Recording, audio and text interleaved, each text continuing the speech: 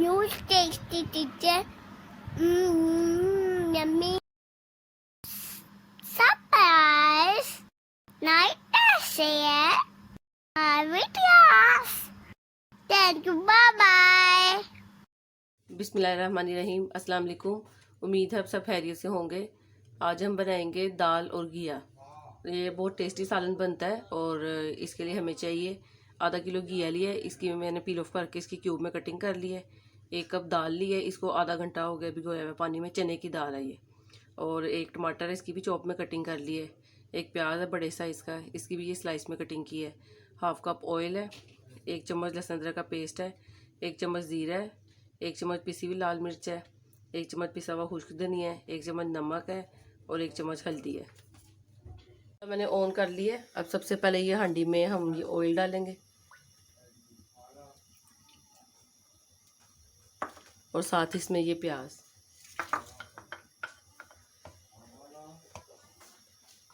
इनको हम ब्राउन करेंगे। ये देखिए प्याज हमारे ब्राउन हो गए हैं। अब इसमें ये लहसुन अदरक का पेस्ट ऐड कर देंगे। इसको भी हल्की आंच पे 1 मिनट के लिए भूनेंगे।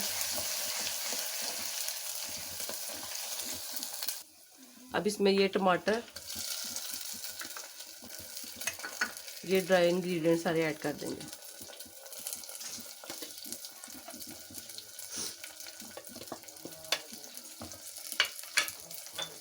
और थोड़ा सा इसमें मैं ये पानी डाल रही हूँ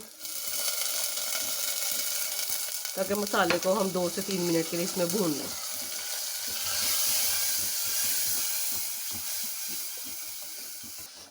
ये देखिए मसाला हमारा अच्छे से भुना गया। अब इसमें मैंने ये दाल का पानी निकाल लिया। अब इसमें ये दाल डाल देंगे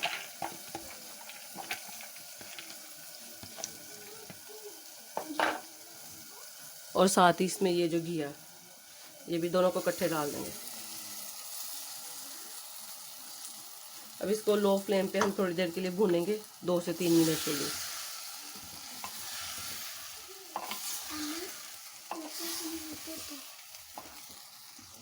ये देखिए 2 से 3 मिनट के लिए इसको भून लिया। अब इसमें मैं ये 1 गिलास पानी ऐड करके इसको 20 से 25 मिनट के लिए कवर करके रखती हूँ ताकि दाल और घिया दोनों चीज़ें हमारे अच्छे से इसमें गल जाए। अब मैंने इसकी फ्लेम इसकी हाई है। जब ये बॉईल हो जाएगा फिर मैं इसको कवर करके रखती हूँ 20 से 25 मिनट के लिए। ये देखिए 20 मिनट हो गए और दाल और घिया हमारा अच्छी तरह इसमें ये पक गया। ये देखें इसमें हल्की सी मैंने ये ग्रेवी रखी है, तभी ये मज़े का लगता है। अगर आप चाहते हो तो बिल्कुल इसको कर लें ड्राई, लेकिन मैंने ये हल्की सी इसमें रखी है।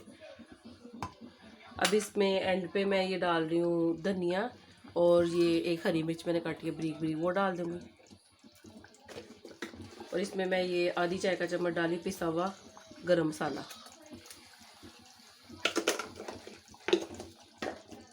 इसको हम मिक्स कर लेते हैं और ये देखिए मज़ेदार सा हमारा ये दाल घिया तैयार है।